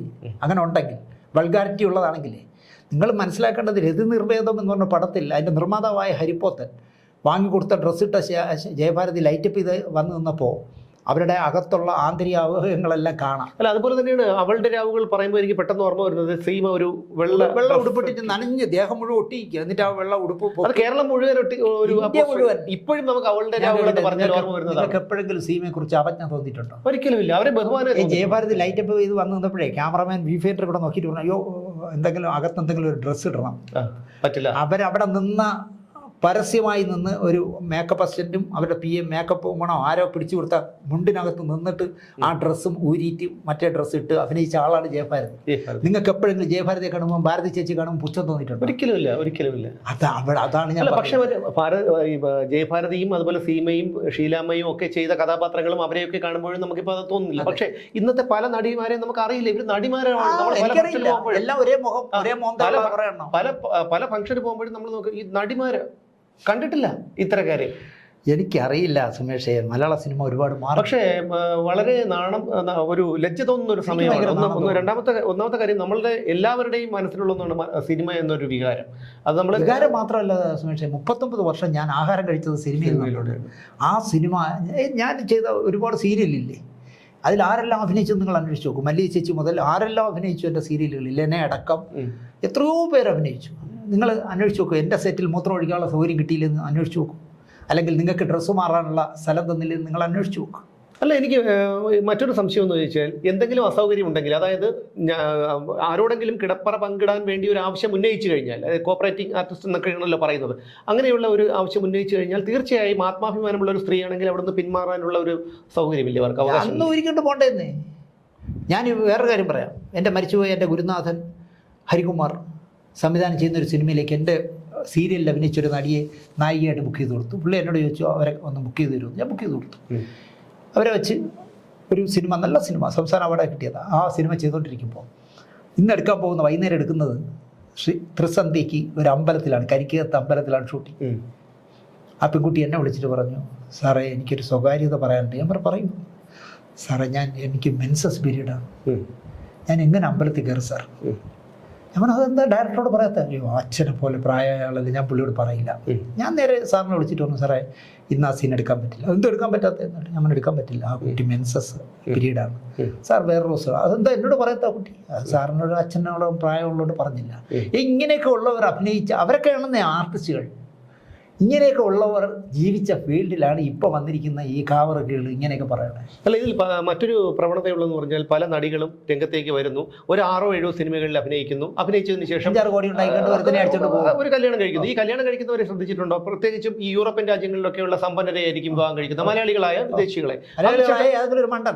തിരിച്ചു വരുന്നത് ഒരു 6-7 വർഷം കഴിഞ്ഞ് 2 കുട്ടികളെ ഉണ്ടായിരിക്കും, വിവാഹമോചനം. പിന്നെ വരുന്നത് എനിക്ക് അടങ്ങാത്ത അങ്ങനെയല്ല. ഞാനിവിടെ വിട്ട് പോയിട്ടില്ല. ഭർത്താവിന്റെ കൂടെ 2 കപടതയല്ലേ ഇത്? കാരണം എൻ്റെ ഗുരുനാഥനായ ജേസി സാർ അഭിനയം നിർത്തിയത് എന്താണെന്ന് ഞാൻ പുറപ്പാട് നടന്നുകൊണ്ടിരിക്കുമ്പോൾ ഞാൻ ചോദിച്ചു, സാർ എന്ത് സാർ അഭിനയം നിർത്തിയത്? കാരണം നാടകത്തിലെ സൂപ്പർ സ്റ്റാർ ആയിരുന്നു, കാളിദാസ കലാകേന്ദ്രത്തിലെ സൂപ്പർ സ്റ്റാർ ആയിരുന്നു. നാടക വണ്ടിയിൽ കയറാതെ വൈക്കം മാളവിയുടെ TK ജോണില്ലേ, അദ്ദേഹവും ഇദ്ദേഹവും കൂടെ ഒരു കാറിൽ ഈ നാടകവണ്ടിയുടെ പുറകെ പോകും, താരങ്ങളായോണ്ട്. കാരണം ഇവരെ കാണാൻ ആയിരങ്ങൾ കൂടും. ഭയങ്കര ഹൈറ്റൊക്കെയുള്ള സുന്ദരനായ ആളല്ലേ. അങ്ങനെയുള്ള സാറിനോട് ഞാൻ ചോദിച്ചപ്പോൾ സാറ് പറഞ്ഞത്, ദിനേശ്, ഈ മേക്കപ്പിട്ടേ നമ്മുടെ സത്വം നഷ്ടപ്പെടും.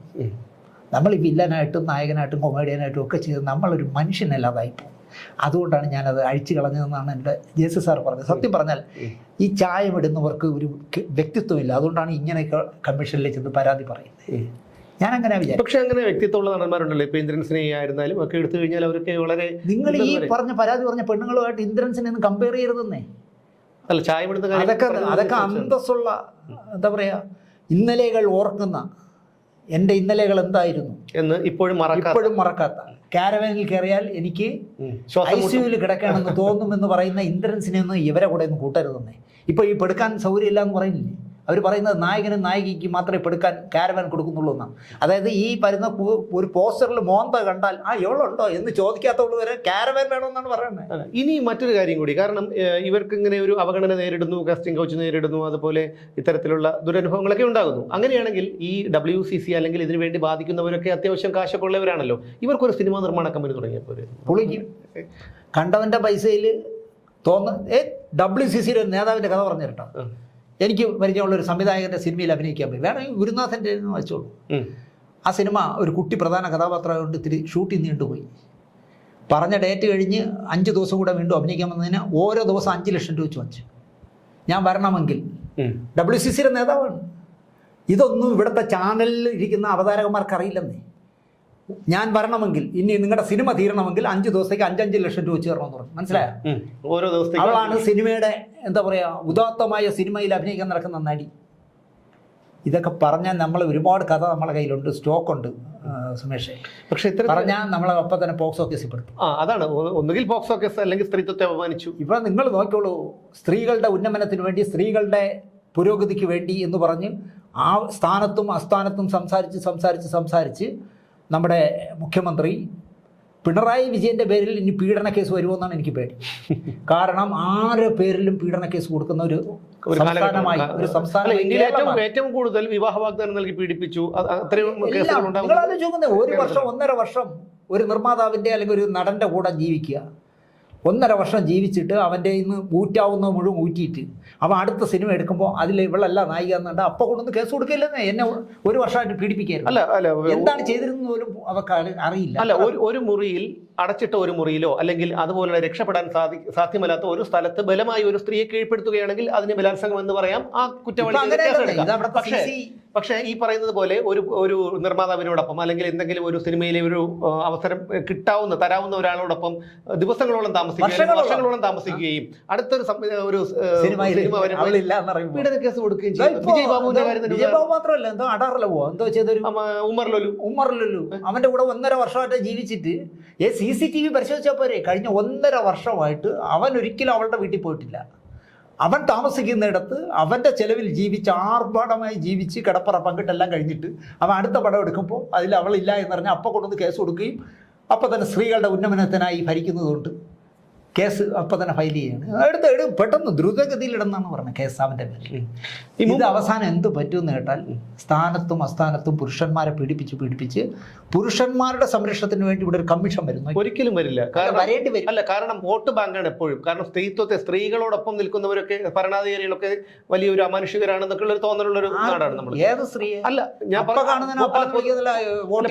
പൊതുവെയുള്ള കാര്യം തന്നെ എടുക്കാം. ഇപ്പോൾ തന്നെ കേന്ദ്രത്തിലൊക്കെ പാസ്സാക്കിയ നിയമങ്ങളെ കുറിച്ചൊക്കെ നമുക്കറിയാം. അപ്പൊ അത്തരത്തിലുള്ള എല്ലാ രാഷ്ട്രീയക്കാരും, അത് ഇടതായിക്കോട്ടെ വലതായിക്കോട്ടെ, അതാണ് എനിക്ക് മനസ്സിലാവാത്ത കാര്യം. ഒന്നുമില്ല. ഇപ്പൊ നിങ്ങൾ തന്നെ നിങ്ങൾ എടുത്തു നോക്കൂ. നെടുമ്പാശ്ശേരി എയർപോർട്ടിൽ തിരുവനന്തപുരത്തെ ഫ്ലൈറ്റ് ലേറ്റായതുകൊണ്ട് നമ്മളെ ADGP ആയിരുന്ന സന്ധ്യ അല്പസമയം അവിടെ ഇരിക്കേണ്ടി വന്നു. അപ്പോൾ അവർ വാർത്ത വെച്ചു, VVIP ലോഞ്ച് അല്ലേ, വാർത്ത വെച്ചപ്പോൾ മംഗളം ചാനലിൽ ഇരുന്ന് അടിച്ച് കസറയാണ് ഞാൻ. കൂടെ വന്ന CIയുടെ വന്നുണ്ടോ, ഇയാളുടെ പേര് കേസെടുക്കണോ? എന്തായിരുന്നു സംഭവം? CI ചോദിച്ചു, എന്ത് കേസറി, ഏതെങ്കിലും വകുപ്പിട്ട് എടുക്കണോ? എൻ്റെ കൂടെ CI പറഞ്ഞാണ്. ഇപ്പം ഞാൻ അങ്കമാലി കോടതി കയറി ഇറങ്ങിയാണ് ഈ സ്ത്രീ നിമിത്തം. സാഹിത്യകാരി എന്നാണ് പറഞ്ഞത് ഈ B സന്ധ്യ എന്ന് പറഞ്ഞത്. എന്ത് സാഹിത്യം, ഇറച്ചിവെട്ടുകാരെക്കാളും മോശമായ മനസ്സുള്ള സ്ത്രീയല്ലേ. ഞാൻ അങ്കമാലി കോടതി കയറി ഇറങ്ങിയാണ്. ഞാൻ ചെയ്ത തെറ്റെന്താ? കേരളത്തിലെ പ്രമാദമായ ഒരു കേസ് അന്വേഷിക്കുന്ന പോലീസ് ഒരുപാട് ലൂപ്ഹോളുകളിട്ട് ആ കേസിനെ ചന്നം ഭിന്നമാക്കുന്നു എന്ന് പറഞ്ഞതിൻ്റെ പേരിൽ, ഒരു വാർത്താ ചാനലിൽ സംസാരിച്ചതിൻ്റെ പേരിൽ അങ്കമാലി കോടതി കയറി ഇറങ്ങുകയാണ്. ഒരുത്തൻ ഞാൻ നേരത്തെ പറഞ്ഞല്ലോ, ബോർഡ് വെച്ച കാറിലെ കഥ പറഞ്ഞ് എൻ്റെ പേരിൽ ഞാൻ പോക്സോ കോടതി കയറി ഇറങ്ങാണ്. ഈ പിണറായി വിജയൻ ഭരിക്കുമ്പോൾ എന്നെപ്പോലൊരു കമ്മ്യൂണിസ്റ്റുകാരൻ, കറകളഞ്ഞ കമ്മ്യൂണിസ്റ്റുകാരനെന്ന് ഞാൻ പറയും. കാരണം ഞാൻ വിഭജിക്കാൻ പോയിട്ടില്ല, രാഷ്ട്രീയക്കാരിൽ ആരെങ്കിലും ഓശാരം പറ്റാൻ പോയിട്ടില്ല, കൈക്കൂലി വാങ്ങിച്ചിട്ടില്ല, ഒരു ക്രിമിനൽ കേസിലെ പ്രതിയല്ല. ഞാൻ പോക്സോ കേസിൽ നെടുമങ്ങാട് കയറി ഇറങ്ങും. വേറെ അടുത്ത് കൊണ്ടുവന്ന കേസിൽ ആത്മഹത്യാക്കുറിപ്പ് മുഖ്യമന്ത്രിക്ക്. ഞാൻ ആത്മഹത്യ ചെയ്യുകയാണെങ്കിൽ ദിനേശ് ആയിരിക്കും. അപ്പം തന്നെ മുഖ്യമന്ത്രിയുടെ ഓഫീസിൽ നിന്ന് പേപ്പർ പോകണമെന്നേ സൈബർ സെല്ലിൽ. എത്ര പെട്ടെന്ന് അയാളെ പേരിൽ ജാമ്യമില്ലാ വകുപ്പിട്ട് കേസെടുക്കുക. അങ്ങനെ എത്ര കേസുകളുടെ പ്രതി എന്നറിയും ഞാൻ. സതീഷ് ബാബു പയ്യന്നൂരിൽ 1-ാം പ്രതി, ഞാൻ 2-ാം പ്രതി അയാളുടെ ചാനലിൽ. ഇപ്പോൾ അയാൾ മരിച്ചു കഴിയുമ്പോൾ ഈ കമ്മൽ കൊടുത്ത കേസാണ്. അയാൾ അക്കാഡമി ചെയർമാനെ അധിക്ഷേപിച്ചു കഴക്കൂട്ടം പോലീസ് സ്റ്റേഷനിൽ. കാരണം കിംഫ്രയിലാണല്ലോ ഓഫീസ്. സതീഷ് ബാബു മരിച്ചപ്പോൾ ഇപ്പോൾ 1-ാം പ്രതി 2-ാം പ്രതി എല്ലാം ഞാൻ ആറ്റിങ്ങ കോടതി കയറിയിരിക്കുന്നു. നമ്മളൊരിടത്തും തല കുനിക്കില്ല സുമേഷ്. കാരണം ജീവിതത്തിൽ ചില പ്രിൻസിപ്പിളുകൾ വേണമെന്ന് വിശ്വസിച്ച് ജീവിക്കുന്ന ഒരാളാണ് ഞാൻ. അതുകൊണ്ട് ഇതിലൊന്നും ഞാൻ കുലുങ്ങില്ല. പക്ഷേ എൻ്റെ പാർട്ടി ഭരിക്കുന്ന, കേരളത്തിൽ കമ്മ്യൂണിസ്റ്റ് പാർട്ടി ഭരിക്കുന്ന ഈ അവസരത്തിൽ ഇങ്ങനെ അനാവശ്യമായി സ്ത്രീകൾക്ക് വേണ്ടി വാദിച്ച് കേരളത്തിലെ മുഖ്യമന്ത്രിയുടെ പേരിൽ ഒരു പീഡനക്കേസ് വരാതിരുന്നാൽ അദ്ദേഹത്തിന് ഭാഗ്യം. ഇവിടെ നിങ്ങൾക്കറിയാമല്ലോ, ഉമ്മൻചാണ്ടിയുടെ പേരിൽ കേസ് കൊടുത്തത് നിങ്ങൾക്കറിയാമല്ലോ ഇല്ലേ? ഇദ്ദേഹത്തിൻ്റെ പേരിൽ എന്താ ബൈബിളിലും അല്ല ഖുറാനിലും ഈത്തപ്പഴത്തിലും കൊണ്ടൊന്നും നിങ്ങൾക്കറിയാമല്ലോ. ഇതൊക്കെ ഓരോ സൂചനകളാണ്. നാളെ ചിലപ്പോൾ ഈ മുഖ്യമന്ത്രിയുടെ, ഈ 80 വയസ്സാകാൻ പോകുന്ന മനുഷ്യന്റെ പേരിലും ഇദ്ദേഹം സ്വാതന്ത്ര്യം കേസ് കൊടുക്കുന്നേ. ആ അവസ്ഥയിലേക്ക് കേരളത്തെ കൊണ്ടുപോവുകയാണ്. സ്ത്രീകൾക്ക് ആവശ്യമില്ല. പലപ്പോഴും ഇപ്പോഴും എനിക്കൊരു ഇത് തോന്നുന്നത്, പലപ്പോഴും ഈ ഒരു ഹേമ കമ്മിറ്റി റിപ്പോർട്ടുമായി ഉയർന്നു കേൾക്കുന്ന ഒരു പേര് മോഹൻലാലിന്റെ പേരാണെന്ന് പലരും പരസ്യമായി പറയുന്നു. അതെന്താ അറിയോ, എനിക്ക് തോന്നിയിട്ടുള്ളൊരു കാര്യം, ഈ മനോരമയിൽ ഒരു ജോണി ലൂക്കോസ് ഉണ്ടല്ലോ, അയാൾ നേരെ ചൊവ്വയെന്ന് എന്താ പറഞ്ഞൊരു പേര്. ഒരു നേരെ ചൊവ്വയല്ല, പക്ഷെ പരിപാടിയുടെ പേര് നേരെ ചൊവ്വയെന്നാണ്. അതിൽ ഈ കിണ്ടി റേറ്റിങ്ങിൽ വരാൻ വേണ്ടി ചോദിച്ചപ്പോൾ അയാളുടെ മോഹൻലാലിൻ്റെ ചോദിച്ചു, താങ്കൾ 3000 സ്ത്രീകളെ ഭോഗിച്ചതിൻ്റെ ഒരു ആഘോഷം നടത്തി എന്ന് അറിയുന്നു. അങ്ങനെയാണോ ചോദിച്ചത്? 3000 സ്ത്രീകൾ താങ്കളുടെ ജീവിതത്തിലൂടെ കടന്നു പോയിട്ടുണ്ടെന്നാണ്? അല്ല 3000 സ്ത്രീകളുമായി നിങ്ങൾ കിടപ്പറ പങ്കിട്ടു, അതിൻ്റെ ആഘോഷം നിങ്ങൾ സുഹൃത്തുക്കളുമായി നടത്തി എന്ന് കേൾക്കുന്നു. ശരിയാണെന്ന് വെച്ചാൽ മോഹൻലാൽ സ്വതസിദ്ധമായ ശൈലിയിൽ പറഞ്ഞു പോയ ജോണി ലൂക്കോസേ 3000 ഒക്കെ കുറഞ്ഞു, 6000 പറ. തമാശ രൂപേണ പറഞ്ഞതാണ്. കാരണം ഈ ചോദ്യം മമ്മൂട്ടിയോടാണ് ചോദിച്ചിരുന്ന ഈ വിവരം പറഞ്ഞത്. പക്ഷേ മോഹൻലാൽ എന്ന് പറഞ്ഞാൽ ഇതൊന്നും ജീവിതത്തിൽ കാര്യമായിട്ട് എടുക്കുന്ന ഒരാളല്ല. വളരെ സിമ്പിളായിട്ട് ജീവിച്ചു പോകുന്ന ആളല്ലേ. മദ്യപിക്കുന്നുണ്ട്, പിന്നെ ഞാൻ നന്നായിട്ട് മദ്യപിക്കും. ആഹാരം കഴിക്കുമോ? ഏത് കിട്ടിയാലും തിന്നും. നടന് വേണ്ടി ജീവിക്കുന്നത് മമ്മൂട്ടി മാത്രമേ ഉള്ളൂ. ആഹാരം കഴിക്കാതെ ഇറച്ചി കഴിക്കണമെങ്കിൽ പോലും ചവച്ചിട്ട് അതിൻ്റെ ചാറിറക്കിയിട്ട് ബാക്കി തുപ്പിക്കളഞ്ഞു. പാവം യേശുദാസും മമ്മൂട്ടിയും മാത്രമാണ് ആ പ്രൊഫഷന് വേണ്ടി ഡെഡിക്കേറ്റ് ആയിട്ട് ജീവിക്കുന്നത്. മോഹൻലാൽ അങ്ങനെയല്ലല്ലോ. അയാൾ നന്നായിട്ട് ആസ്വദിച്ച് ജീവിക്കുന്ന ആളാണ്. അപ്പോൾ അയാളോട് ഇങ്ങനത്തെ ഒരു കൊനിഷ് ചോദിച്ചപ്പോൾ അയാൾ കൊനിഷ് മറുപടി തിരിച്ചു പറഞ്ഞു എന്നുള്ളതല്ലാതെ ഈ മോഹൻലാലൊക്കെ പെണ്ണുപിടിയാനാണ്. ഞാൻ കേൾക്കട്ടെ, ഏതെങ്കിലും ഒരു പെൺകുട്ടി മോഹൻലാൽ പീഡിപ്പിച്ചു എന്ന് പറയൂ? നിങ്ങളാലോചിച്ച് നോക്കിയേ. ആരോടെങ്കിലും നിർബന്ധിച്ച് ഇന്ന് എൻ്റെ കൂടെ കിടക്കണമെന്ന് അയാൾ പറയൂ? നിങ്ങൾക്ക് 10 പേരെ കണ്ടാൽ ഷൈ ആവുന്ന ആളാണ് അയാൾ. അയാൾ സിനിമയിൽ ചിലപ്പോൾ ന്യൂഡായിട്ട് അഭിനയിച്ചു, തന്മാത്രയിൽ കഥാപാത്രത്തിന് വേണ്ടി ന്യൂഡായിട്ട് അഭിനയിച്ചു. പക്ഷേ അയാൾ 10 പേരെ കണ്ടാൽ അതിൻ്റെ ഇടയിൽ നിന്നാൽ ചമ്മുന്ന ഒരാളാണ്. അയാൾക്ക് ആൾക്കൂട്ടത്തിൽ നിൽക്കാൻ പറ്റില്ല. അങ്ങനെയുള്ള ഒരു മനുഷ്യനെ പറ്റി പരാതി അതിലുണ്ടോ ഞാൻ എന്തായാലും ഔദ്യോഗികമായിട്ട് പറയില്ല. കാരണം ഹേമ കമ്മിറ്റി റിപ്പോർട്ടിൽ എഡിറ്റ് ചെയ്ത് പോയ ഭാഗങ്ങളെല്ലാം ഇവിടുത്തെ പത്രക്കാർക്കെല്ലാം അറിയാം. അതെങ്ങനെയെന്ന് എനിക്കറിയില്ല. അതാണ് 66 പേജുകൾ, അതായത് ഏതൊക്കെ പേരുകളാണുള്ളത് അതിന്റെ 66 പേജുകൾ ഇതുവരെ പുറത്തുവിട്ടിട്ടില്ല. പക്ഷെ ഇവിടെ പല മാധ്യമങ്ങളും പല പേരടിച്ചു. ഇപ്പം നിങ്ങൾ പറഞ്ഞില്ലേ നേരത്തെ 15 പേരുടെ എന്തോ ഗുണ്ടയാ എന്താണ് പവർ ഗ്രൂപ്പ് ഉണ്ടെന്ന് പറയുന്നത്. ഇവൻ എവിടെ നിന്ന് കിട്ടിയ വിവരം? സാംസ്കാരിക വകുപ്പ് മന്ത്രി ചോദിക്കും. അത് ഈ റിപ്പോർട്ടിലുണ്ട്. റിപ്പോർട്ട് ഞാൻ കണ്ടിട്ടില്ല. റിപ്പോർട്ടിൽ എൻ്റെ ഇരിപ്പുണ്ട്. എനിക്കിപ്പോൾ സത്യം പറഞ്ഞാൽ ഫോൺ തുറക്കാൻ നിർത്തിയില്ല. എല്ലാവരും 240 പേജ് അയച്ചു തരാണ് PDF. ഞാനൊരു 6-7 പേജ് വായിച്ചപ്പോൾ എനിക്ക് ഭയങ്കര പുച്ഛം തോന്നി. ഇത് അങ്ങോട്ട് മുമ്പോട്ട് പോകണ്ടെന്ന്. എന്നാലും തപ്പി ഞാൻ വായിക്കുന്നുണ്ട്. ഞാൻ എന്തായാലും എൻ്റെ ലൈഫ് ക്യാമറ ആക്ഷനിൽ ഒരു എപ്പിസോഡ് ഞായറാഴ്ച ചെയ്യുന്നുണ്ട്. അപ്പോൾ അതിനുവേണ്ടി 240 പഠിക്കും. പക്ഷേ ഇത് ഒരു കാര്യം, ഇനി താങ്കൾക്ക് ഒരു സിനിമ ഇപ്പം നളിനി ജമീലയുടെ ജീവിതകഥ തന്നെ അതെങ്കിൽ ഏറ്റവും വലിയൊരു നല്ലൊരു തീരുമാനമായിരിക്കും, നല്ലൊരു ഒരു സബ്ജക്റ്റുമായിരിക്കും. കാരണം ഞാൻ ആ സ്ത്രീയെ ഇന്റർവ്യൂ ചെയ്തിട്ടുള്ളതാണ്. വളരെ സിമ്പിളായിട്ട് ഞങ്ങൾ അവിടെ പോയിരുന്നു. അല്ലല്ല, കന്യാകുമാരിയില്ലേ, കന്യാകുമാരിയിലെ മോളുടെ വീട്ടില്. അപ്പോൾ 4ാം ക്ലാസ് വിദ്യാഭ്യാസമേ ഉള്ളൂ. എന്തൊരു അവര് കൈകൂപ്പാൻ തോന്നി. ഞാൻ അതുകൊണ്ടല്ലേ അവരെ നളി ചേച്ചി എന്ന് വിളിക്കുന്നത്. എന്റെ പലരും ചോദിച്ചിട്ടുണ്ട്, ശരീരം ജീവിക്കുന്നവരെ നിങ്ങൾ ചേച്ചി എന്ന് വിളിക്കും. അവരാണ് ചേച്ചി എന്ന് വിളിക്കാൻ അർഹത. കറക്റ്റ് ആയിട്ടുള്ള കാര്യം പറഞ്ഞു കണ്ടില്ലേ, കണ്ണ് നിറഞ്ഞു. കാരണം ഇത്രയ്ക്കും അന്തസ്സുള്ള ഒരു സ്ത്രീ, അന്തസ്സുള്ള ഒരു സ്ത്രീ, മാത്രമല്ല നല്ല നട്ടലുള്ള സ്ത്രീ, നട്ടലുള്ള അവരുടെ വാക്കുകൾ, ആ വാക്കുകളിലൂടെ അവരെ പ്രകടിപ്പിക്കുന്ന കാര്യങ്ങളുണ്ടല്ലോ. ഇവരൊക്കെ ഈ പറയുന്നവരൊക്കെ അവരുടെ കാല് കഴുകി ഇവർക്കൊന്നും അതിനുള്ള യോഗ്യതയൊന്നും ഇല്ലെന്നേ. ഈ കൊണ്ടുവന്ന് ഹേമ കമ്മിറ്റിക്ക് പരാതി കൊടുത്ത ഒരുത്തികൾക്കും നളിനി ജമീലാവാനുള്ള യോഗ്യതയില്ല. അതാണ് പ്രശ്നം. എന്തായാലും അങ്ങനെ ഒരു സിനിമ ചെയ്യുകയാണെങ്കിൽ അത് ഏറ്റവും വലിയൊരു നല്ലൊരു തീരുമാനമായിരിക്കും. മലയാള സിനിമയിൽ ഒരു മുതൽക്കൂട്ടായിരിക്കും. ആ ഒരു കഥ ആരും ചിന്തിക്കാത്തൊരു കാര്യമാണ്. അങ്ങനെയാണെങ്കിൽ താങ്കൾ ഈ മലയാളത്തിലെ നടിമാരെ ഇതിൽ കാസ്റ്റ് ചെയ്യും? കാരണം ഇത്രയും വിഷയങ്ങളൊക്കെ അങ്ങനെ കാസ്റ്റ് ചെയ്യേണ്ടി വരുന്നത് ഞാൻ പറഞ്ഞില്ല. എനിക്ക് കണ്ണൂരുള്ള ഒരു അനുമോൾ എന്ന് പറഞ്ഞ് കുറച്ച് സിനിമകളിൽ മാത്രം അഭിനയിച്ചിട്ടുള്ള ആർട്ട് ഫിലിമുകളിൽ അവർ ഈ പെൺകുട്ടി ഈ ക്യാരക്ടറിന് കറക്റ്റാണ്. അത് വേണമെങ്കിൽ അപ്പോൾ ഒരു 10 കോടി രൂപ തേക്കാൻ പറ്റും. പക്ഷേ ചേച്ചി വരികയാണെങ്കിൽ വിദ്യാബാലൻ വരികയാണെങ്കിൽ അതൊരു 30 കോടി രൂപയാവും. അപ്പോൾ നളി ചേച്ചി എന്നോട് പറഞ്ഞതേ, ഈ രണ്ടാമത്തെ കുട്ടിക്ക് വീടില്ല, അവർക്ക് എവിടെയെങ്കിലും ഞാനൊരു 5 സെന്റ് സ്ഥലം വാങ്ങി എനിക്കൊരു വീട് വയ്ക്കാനുള്ള പൈസ തരണം പ്രൊഡ്യൂസർ ആകുമ്പോഴേ. അത് സത്യത്തിൽ അതും ഒരു പുണ്യപ്രവൃത്തിയാണ്. ഞാൻ പറഞ്ഞു ചേച്ചി. എന്നിട്ട് അവരെന്നോട് ഒരു കാര്യം കൂടെ ചോദിച്ചു, സാറേ ഈ പടം എടുക്കുമ്പോഴേ എന്നെ അസിസ്റ്റന്റ് ഡയറക്ടർ കൂടെ കൂട്ടുവന്നു. ഞാൻ പറഞ്ഞു ചേച്ചി തൃശ്ശൂർ റൗണ്ടിൽ ആളുകളെ എങ്ങനെയാണ് ക്യാച്ച് ചെയ്യുന്നതെന്ന് ഒരു നടിക്ക് കാണിച്ചു കൊടുക്കണമെങ്കിൽ എന്നെ കൊണ്ട് കഴിയില്ല. കാരണം ഞാൻ ഒരിടത്തും ഇങ്ങനെ വിളിച്ചെടുത്ത് പോയിട്ടില്ല. അപ്പോൾ ചേച്ചിയെ ഞാൻ ഉറപ്പായിട്ടും പടത്തിൻ്റെ അവസാനം റിലീസ് ചെയ്യുന്നവരെയും ചേച്ചി എൻ്റെ അസിസ്റ്റന്റ് ആയിരിക്കും. അപ്പോൾ ചേച്ചിക്ക് ഭയങ്കര സന്തോഷമായി. എനിക്ക് ഭയങ്കര ആഗ്രഹമുണ്ട് ആ പടം ചെയ്യണം. എന്തായാലും ആ പടം ചെയ്യാൻ ഒരുപാട് സീക്വൻസ് ഉണ്ട്. ഒരുപാട് ഞാൻ വായിച്ചിട്ടുണ്ട് ചേച്ചിയുടെ 2 പുസ്തകങ്ങളും. അതേപോലെ സംസാരിച്ചിട്ടുണ്ട്. ഞങ്ങൾ എപ്പിസോഡുകളായിട്ട് 4-5 എപ്പിസോഡ് ചെയ്തിരുന്നു ഇതിന്റെ തുടക്കകാലത്ത്, DNA തുടക്കകാലത്ത്. അത് എൻ്റെ ഒരു മനസ്സിലെ ഡ്രീമാണ്. നടക്കണമെന്നില്ല, നടക്കുമെങ്കിൽ ഞാൻ നന്നായിട്ട് ചെയ്യും, അത് ഉറപ്പാണ്. അപ്പോൾ എന്തായാലും അപ്പോഴും ഞാൻ അതിലൊരു സീനുണ്ടേ, ഒരു ഓട്ടോറിക്ഷക്കാരൻ നളിനി ചേച്ചിയെ കയറ്റി രാത്രി വ്യഭിചരിക്കാൻ കൊണ്ടുപോയി. ഒരു വലിയ മതിലുള്ള ഒരു വലിയ മതിലുള്ള പള്ളിയുടെ സെമിത്തേരിയിലേക്ക് മതിൽ വഴി അകത്തിട്ടു. യവനകത്ത് കൊണ്ടുപോയി 100 കണക്കിന് ആത്മാക്കൾ അന്ത്യവിശ്രമം കൊള്ളുന്ന ആ സെമിത്തേരിയിലിട്ട് അവരെ ഭോഗിച്ചു. എന്നിട്ട് ഇവ എന്ത് ചെയ്യുന്നു വെച്ചാൽ അടിവസ്ത്രം പോലും കൊടുക്കാതെ മുഴുവൻ വാരിക്കൊണ്ട് മതിലടിപ്പിക്കളഞ്ഞു. പിറന്ന പടി ഈ സെമിത്തേരിക്കകത്ത് ഇവർക്ക് കിടക്കേണ്ടി വന്നു. എന്ത് ചെയ്യണമെന്ന് ആലോചിച്ചവർ 2 സെമിത്തേരികളുടെ ഇടയിൽ ഇങ്ങനെ കിടക്കുമ്പോൾ ഒന്നും അറിയാതെ ദൂരെ പള്ളിയിൽ കുരിശ് നിൽപ്പുണ്ട്. അത് നോക്കി ഇങ്ങനെ കിടക്കുമ്പോഴാണ് അവർ കാണുന്ന കാഴ്ച. മതിൽ വഴി 1, 2, 3 എന്ന് പറഞ്ഞാൽ 6 പേരെയോ വേറെ 6 പേരെ വിളിച്ചോണ്ട് ആ 6 പേര് ചാടുകയാണ്. കാരണം ഇവർ ന്യൂഡായിട്ട് കിടക്കുമ്പോൾ ഇവർ പോകില്ലല്ലോ, നിങ്ങൾക്കും കൂടെ തരാമെന്ന് പറഞ്ഞ് 6 പേരെ വിളിച്ചോണ്ട് ഇവരെത്തിയെന്ന് വെച്ചാൽ കടപ്പുറ ഏരിയ ആയിരുന്നു. ദേഹം മുഴുവൻ ഇവർ മുണ്ടാതെ കിടന്നു. ഇവൻ ആ സെമിത്തേരി മുഴുവൻ അന്വേഷിച്ചിട്ട് ഇവരെ കിട്ടിയില്ല. ഇവൻ കരുതി ഇവരെങ്ങനെ ഈ തുണി കൊടുക്കാതെ എവിടെ പോയി ഇന്ന് അന്വേഷിച്ച് അവിടെ മുഴുവൻ നടന്ന് മണിക്കൂറുകളോളം സെർച്ച് ചെയ്തിട്ട് ഇവന്മാർ 6 ചാടി ഓട്ടോറിക്ഷ ഓടിച്ചു പോകുന്ന ശബ്ദം കേട്ടപ്പോൾ ഇവർ എണീറ്റിട്ട് ഈ പൂർണ്ണ നഗ്നയായ പിറന്ന പടി ആ ചേച്ചി മതിൽ ചാടി റോഡിൽ. 2 പെൺകുട്ടികളെ വളർത്താനാണേ.